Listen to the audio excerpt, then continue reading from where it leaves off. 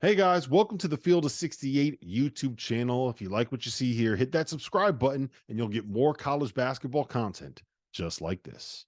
And I want to start with the biggest programs, right? That's where I want to start. I'm going to start with Louisville, Arkansas, and Kentucky. Probably, I think you can correct me if you disagree, but I think those are the three biggest jobs that were filled during this recruiting cycle. And we could put Dusty May in there as well, but we'll get to him in a second at Michigan. I think it's more interesting to get getting these three that have been lumped together throughout the entire offseason. So let's start with this. We had Mark Pope was a B minus according to our crew. Coach Cal was a B plus according to our crew, and Pat Kelsey was a B plus according to our crew. I'm probably higher on Pope than anybody else was because I had him rated as an A minus. I love the Cal and Kelsey hires, but I actually like Pope more than those two. Considering, am I crazy and am I the one that is not thinking about Pope to Kentucky correctly here? Listen, I've learned a long time ago when you do these grades, you got no idea. Listen, we thought Archie Miller was going to crush it.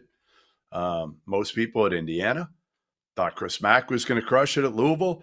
And then there have been some other ones that have done a great job that I didn't expect. Andy Enfield at USC. I don't know what I graded him then and when I stopped grading, but I never would have predicted that one. And largely because that one was, I remember probably grading it if I did it right away, quickly, and not waiting for the fact that he went out and hired Jason Hart and Tony Bland on his staff. So I've learned over the years, I'm not grading a coach specifically on that head coach hire. I'm grading it once I see his staff as well. Now, again, as I put out there yesterday, a staff isn't nearly as important today as I think it was 10, 20 years ago. It's NIL as much as anything. You better be able to raise that money and have the connections with the big boosters and the money people within that program. So listen, I think they're all good hires. I do. I think they're all going to be good hires. And I think it's hard to screw it up in Lexington, Kentucky, unless your name is Bully Clyde Gillespie. Let's face it. I think in Arkansas, it's going to be hard for Cal to screw this thing up. If you give Cal these type of resources, which he's had at Kentucky, I know he hasn't done anything in the NCAA tournament the last 4 years, but I think he'll be ultra motivated right now, especially to show Kentucky fans, screw you. Like I think that's going to be one of the things right now at 65 years old that kind of gives him a little bit more juice, a little more pop, a little more motivation. And then I think Kels, listen, he's the antithesis of what they had previously. He just is. He's organized. He's a grinder. He brings intensity. He brings passion. He brings emotion, all of that. So I think for different reasons, all three of these guys are going to be good. Are they going to be national title good? I don't know. I mean, that's hard to say right now, but I think they're all going to, Louisville's going to flip quickly. Kentucky's going to have a chance to go past the first weekend of the NCAA tournament. And Arkansas is the one that you look at, Rob, and you're like, all right, like Muss had this thing rolling, except for this past year. He had it rolling.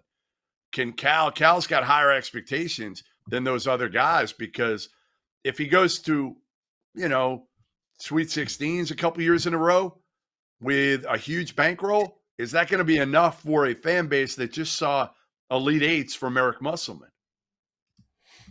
Yeah, I mean that's my thing with the Cal hire, right? Is I think he's going to be able to get talent in there. There's no doubt. Look, you give Cal a bag of money that's as big as the bag that Arkansas is giving him, and he's going to be able to find a way to win a bunch of games, get a bunch of talent in there, right? My question is, the last 3 years before in 2021, 2022, and 2023, Muss was averaged 25 wins. He averaged 11 wins in the SEC. Right. Remember in 2023, the year they made it to the Sweet 16, they finished under 500 in the SEC. So it's not like the writing wasn't on the wall here a little bit. They were 22-14 that year. But they averaged number 20 on KenPom, right? We're not talking about a program that was sitting here as one that you would circle and say throughout the season, yes, they can go out and win a national title, right? They weren't in that realm. And I'm just wondering if Cal does that, if Cal replicates it. Let's just say he goes 22-14 this year, 8-10 in the SEC, finishes 22nd in Ken Palm, and makes a Sweet 16.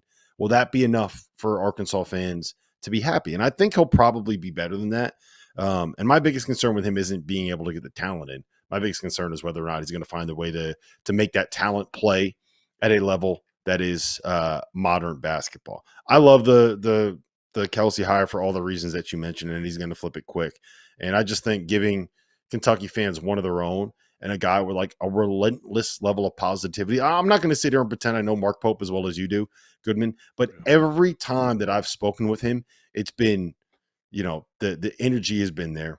The vibes have been there. The positivity has been there. He's engaging to talk to. And the best part about it is I say this about Fano all the time, right? Is that none of it feels fake. None of it feels forced. And it's hard to be a person that gives away that vibe without that vibe ever coming across as fake. And I've never in my interactions with Mark Pope has come across as fake. So I'm all in on that hire. Thank you for watching the Field of 68. If you've enjoyed what you've seen here, hit that like button, share this link with your friends, or check out the description for some other places that you can consume Field of 68 content.